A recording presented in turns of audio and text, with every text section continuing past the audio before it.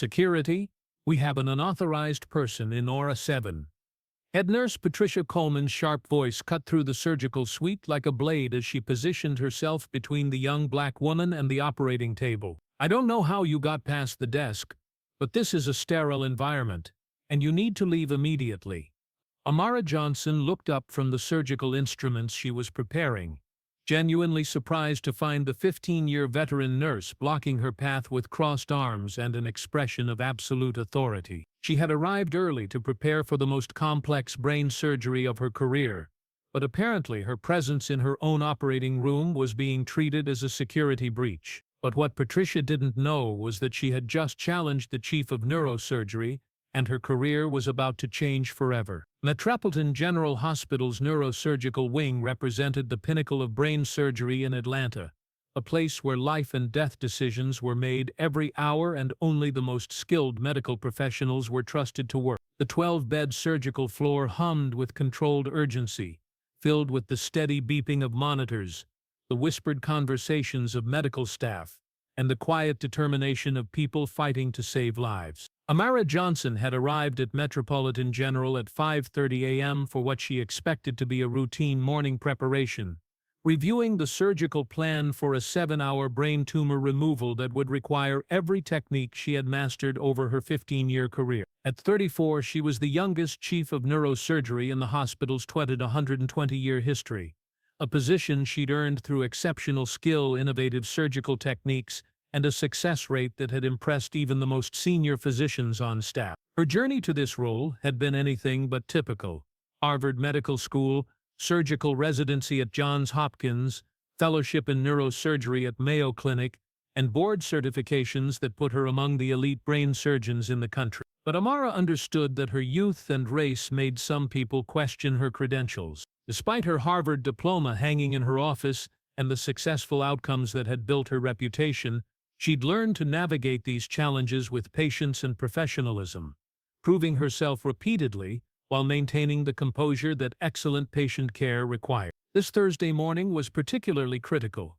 Mrs. Elena Rodriguez, a 45-year-old mother of 3, was scheduled for the removal of a complex brain tumor that had been growing for months. The mass was located near critical areas controlling speech and motor function, requiring surgical precision that only the most experienced neurosurgeons could provide. Amara had spent weeks studying the case, consulting with specialists across the country, and developing an innovative approach that could save Elena's life while preserving her cognitive function. Head nurse Patricia Coleman had worked in the neurosurgical wing for 15 years, beginning her career when the medical field operated with stricter hierarchies and clearer boundaries between different roles. At 48, she took pride in her experience and knowledge, seeing herself as a guardian of proper protocol who ensured that unauthorized personnel didn't compromise the sterile environment that brain surgery required. When Patricia arrived for her 6 a.m. shift, she began her usual routine of reviewing surgical schedules, checking instrument sterilization, and ensuring that all equipment was functioning properly. The neurosurgical wing operated on precise timing and careful coordination between nurses, surgeons, anesthesiologists, and surgical technicians, who each played crucial roles in procedures where millimeters could mean the difference between life and death. As Patricia moved through her checklist, she noticed someone in OR 7 who didn't belong there. A young black woman in surgical scrubs was examining the instruments laid out for the Rodriguez procedure, apparently making adjustments to the surgical setup. The woman appeared to be in her early 30s, moved with confident familiarity around the equipment, but Patricia was certain she had never seen her before. Patricia's experience told her that this was likely a new resident or medical student who didn't understand proper procedures, possibly contaminating sterile instruments or making unauthorized changes that could compromise patient safety. She'd seen this before. Eager young doctors who exceeded their authority, thinking they knew better than established protocols. Her job was to prevent these mistakes before they could harm patients. "Excuse me," Patricia said, as she entered OR 7, her voice carrying the authority of someone accustomed to correcting medical students and residents. "You cannot be in here." Dr. Amara Johnson looked up from the surgical microscope she was calibrating. genuinely confused by the interruption. She'd been adjusting the instrument settings for the delicate tumor removal, a routine preparation that fell well within her responsibilities as the surgeon performing the procedure. "I'm sorry," Amara replied politely, though she could feel the tension in Patricia's voice and posture. "I don't know who you think you are," Patricia continued, her voice growing louder as she became more confident in her assessment of the situation. "But this is a sterile surgical environment, and only authorized personnel are allowed in here. You need to step away from those instruments and leave immediately." Amara felt a familiar mixture of frustration and disappointment wash over her. This wasn't the first time her authority had been questioned based on her appearance, and it probably wouldn't be the last. But in the surgical wing, where patient care was paramount, she knew she needed to handle the situation professionally while ensuring that her patient received appropriate treatment. "Nurse Coleman," Amara said, reading her name tag. "I understand your concern for proper protocol, but I am authorized to be here. I'm preparing for Mrs. Rodriguez's surgery this morning, and I need to ensure all instruments are properly calibrated." Patricia's expression didn't change. In her experience, residents and medical students often claimed more authority than they actually possessed, and this young woman's confident manner seemed inappropriate for someone she assumed was early in their training. "I've been working in neurosurgery for 15 years, Patricia replied, "and I've never seen you before. Hospital policy requires that only attending physicians and authorized surgical staff can access sterile operating rooms, and I need to see proper identification and verification before I can allow you to continue." The confrontation was beginning to draw attention from other staff members. Surgical technician Mike Rodriguez paused his equipment prep to listen. Even Dr. Jennifer Adams, a senior neurosurgical attending, stopped her morning rounds to observe the situation from the hallway. Amara realized that this situation required immediate resolution, both for the sake of her patient's care and for the professional atmosphere of the surgical wing. She reached into her scrubs and pulled out her hospital identification badge, which clearly displayed her name, photo, and title. "Amara Johnson, Chief of Neurosurgery." "Here's my identification," Amara said calmly, handing Patricia the badge. "As I mentioned, I'm Dr. Johnson, Chief of Neurosurgery. Mrs. Rodriguez is my patient, and I'm providing the preoperative preparation that her procedure requires." Patricia examined the badge, her confidence beginning to waver as she processed what she was seeing. The identification was clearly authentic, bearing all the proper hospital seals and security features, but she struggled to reconcile the young woman standing before her with her mental image of what a chief of neurosurgery should look like. "This says you're the chief of neurosurgery," Patricia said, her voice losing some of its authority as doubt crept in. "That's correct," Amara replied patiently. "I've been chief of neurosurgery here for 2 years. I've performed over 3,000 brain surgeries, including the tumor removal Mrs. Rodriguez is scheduled for this morning. This is my operating room, and these are my instruments." Dr. Jennifer Adams approached the group, recognizing that the situation required senior intervention. She'd worked with Amara for over 2 years and had nothing but respect for her surgical skills and patient care. "Is there a problem here?" Dr. Adams asked, though she'd overheard enough of the conversation to understand the basic issue. "Adams," Patricia said, clearly flustered, "this person claims to be the chief of neurosurgery, but I've never seen her before, and she looks too young to hold that position. I was trying to ensure that proper protocols were being followed." Adams looked between Patricia and Amara, understanding immediately what had occurred. She had witnessed similar situations before, though never quite this dramatic.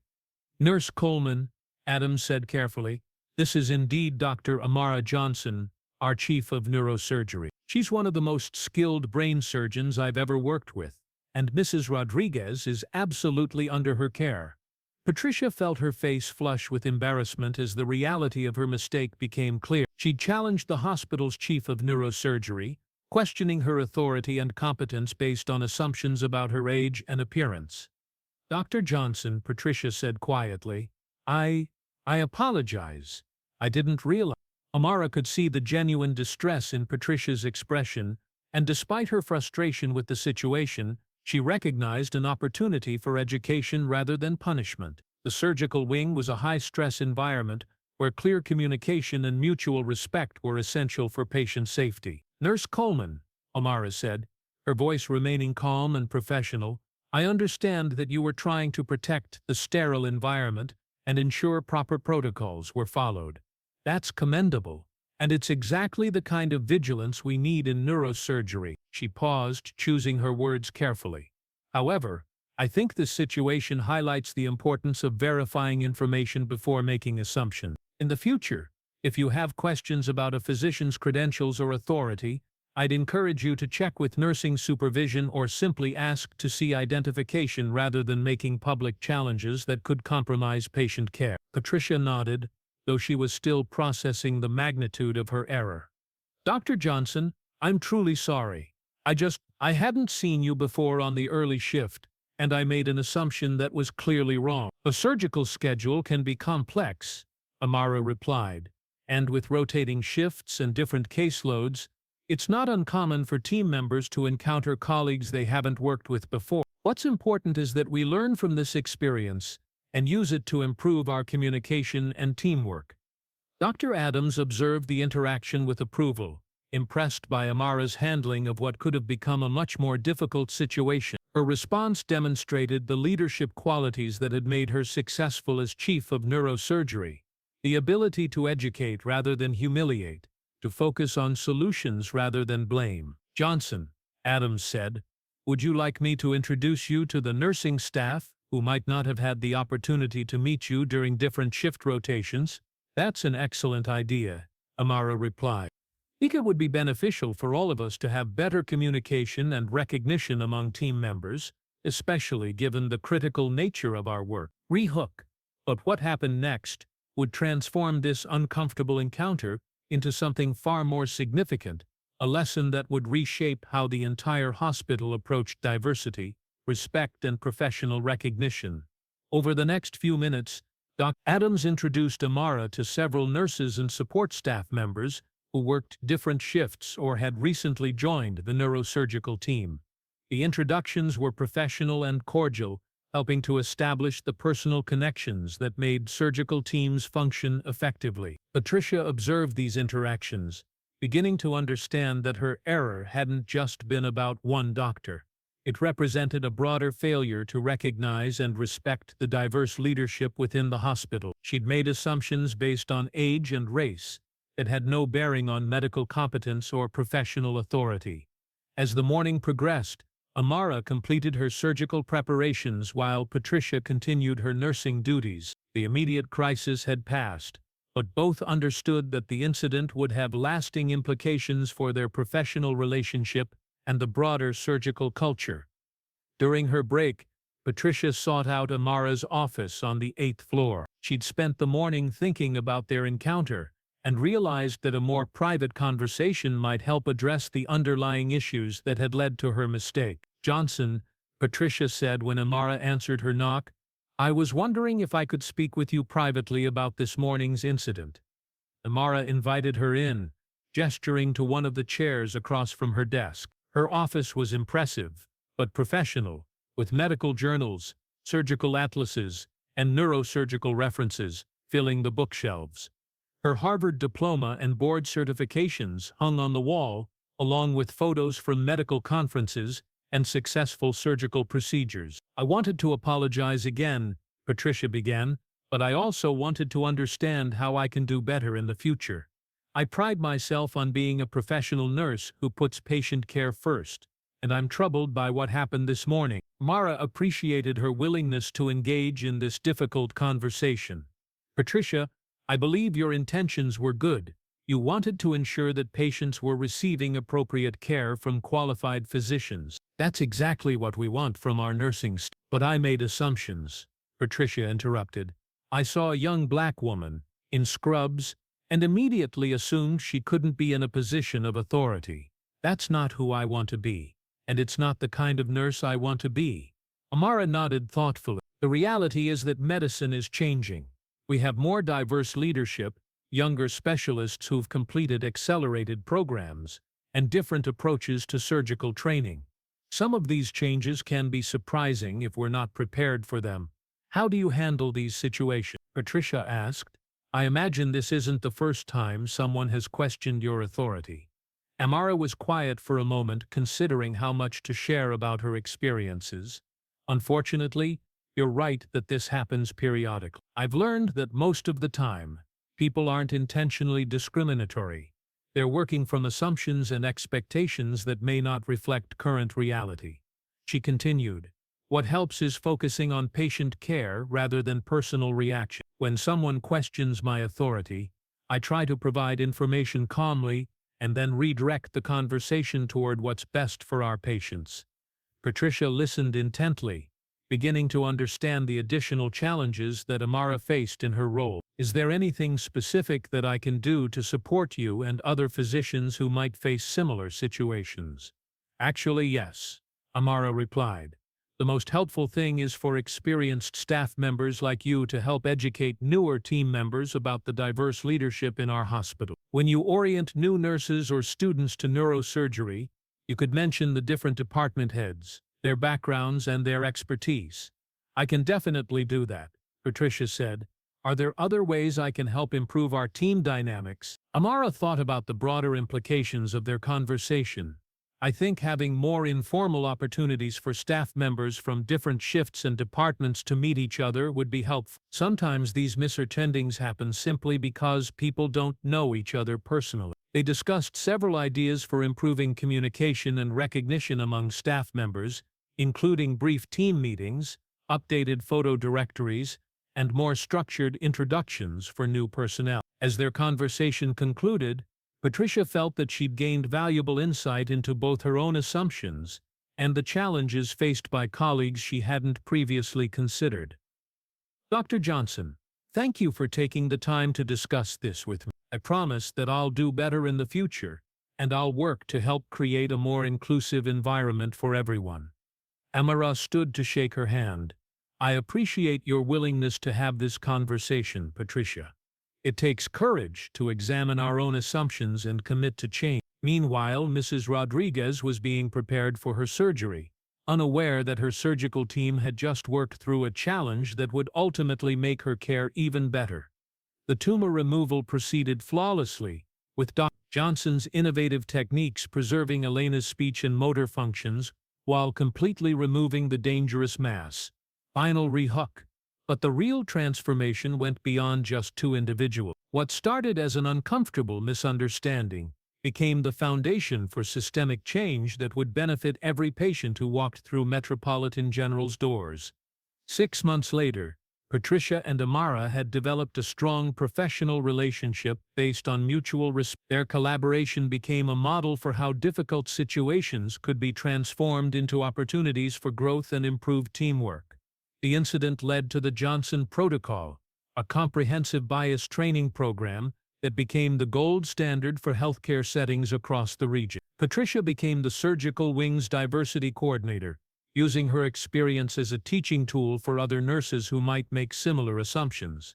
Amara was appointed to the hospital's board of directors, making her the youngest board member in Metropolitan General's history. Her leadership had demonstrated the kind of vision that the hospital needed as it navigated an increasingly diverse healthcare landscape.